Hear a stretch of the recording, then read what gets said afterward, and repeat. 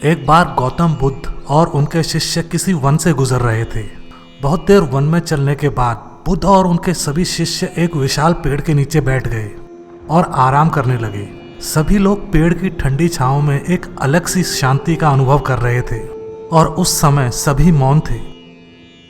कुछ समय बाद गौतम बुद्ध का एक शिष्य उठा और बोला, तथागत, मैं आपसे एक प्रश्न करना चाहता हूँ। बुद्ध ने कहा, पूछो, क्या प्रश्न है तुम्हारा? तो उस शिष्य ने बुद्ध से प्रश्न करना आरंभ किया। बुद्ध, मैंने कभी भी आपको दुखी नहीं देखा। आपके चेहरे पर हमेशा अलग ही मुस्कुराहट रहती है जो हमें भीतर तक आनंद से भर देती है। आपके ललाट पर एक अलग सी चमक है जो हमें दुखों से कोसों दूर करती है।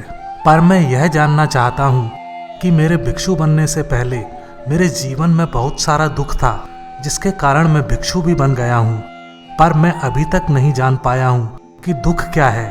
क्या आप मुझे बता सकते हैं कि वास्तव में दुख क्या है? बुद्ध मुस्कुराए और बोले, दुख एक विचार से ज्यादा कुछ नहीं है। सभी लोग सुनकर चौंके और बुद्ध से पूछने लगे, परंतु बुद्ध, विचार तो आते हैं और चले जाते हैं, पर दुख एक बार आ जाता है तो जाने का नाम नहीं लेता। बुद्ध बोले, मैं तुम्हें एक छोटी सी घटना बताता हूँ। एक नगर में एक धनी सेठ रहता था। उसका एक वफादार नौकर था। वह सेठ अपने नौकर पर बहुत भरोसा करता था। वो अपने नौकर पर कभी भी किसी बात के लिए जरा भी शक नहीं करता, क्योंकि उसका नौकर वास्तव में ही बहुत ईमानदार था। तो एक बार उस सेठ को किसी काम से बाहर जाना पड़ा। 2-3 दिनों बाद जब सेठ वापस लौटा तो वह एक कीमती सामान लेकर आया। उसने उस कीमती सामान को अपने कमरे में बड़े अच्छे तरीके से सजा कर रखा और अपने नौकर से कहा, तुम्हें खास तौर पर इस चीज का ध्यान रखना है।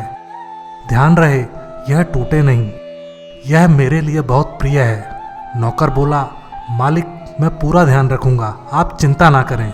और अगले ही दिन जब नौकर पूरे घर की सफाई कर रहा था, सफाई करते करते वह सेठ की उस कीमती चीज के पास पहुंचा और उसकी भी सफाई करने लगा।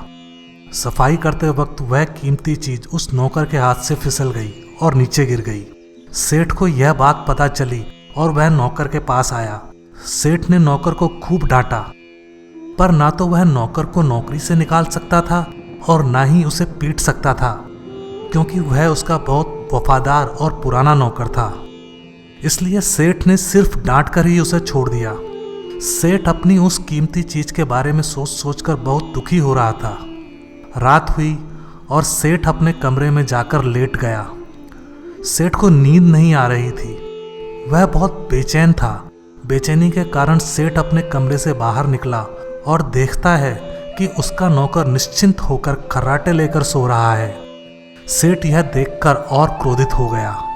सेठ ने सोचा, इसने मेरी इतनी कीमती चीज तोड़ दी और इसे बिल्कुल भी चिंता नहीं है। मुझे यहाँ नींद नहीं आ रही और ये आराम से सो रहा है। पर सेठ कुछ नहीं कर पाया क्योंकि उसका पुराना और वफादार नौकर था। सेठ अपने कमरे में वापस चला गया। अगले दिन सुबह सेठ ने सोचा, मैं इस समस्या से कैसे निकलूं? फिर सेठ को एक तरकीब सूझी। वह अपने नौकर के पास गया और नौकर से बोला, मुझे बहुत दुख हो रहा है ये बताते हुए कि वह जो कीमती चीज कल तुमने तोड़ी थी वो मैं तुम्हारे लिए लाया था। मैं चाहता था कि मैं उसे तुम्हें उपहार में दूं, परंतु अब क्या कर सकते हैं, अब तो वो टूट गई है। सेठ की बात सुनकर नौकर को धक्का लगा।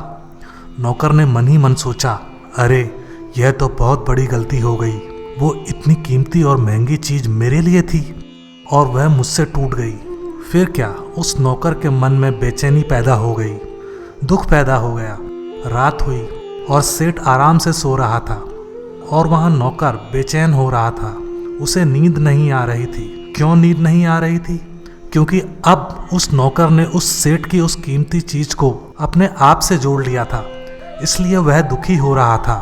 पहले उस नौकर के मन में यह विचार नहीं था कि वह कीमती चीज मेरी है, पर अब उसके मन में यह विचार है कि अगर वो कीमती चीज ना टूटती तो वो मेरी होती। बुद्ध कहानी समाप्त करते हुए कहते हैं कि दुख केवल एक विचार है और यह विचार कैसे उत्पन्न होता है? अपने आप को किसी चीज से जोड़ने से। हम जिस चीज को अपने आप से जोड़ लेते हैं, उसे पकड़ने की कोशिश करते हैं, वह चीज हमें दुख देती है।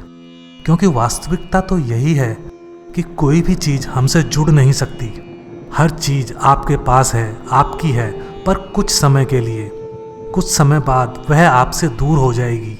उस दूर होने की घटना को स्वीकार करें और आगे बढ़ें।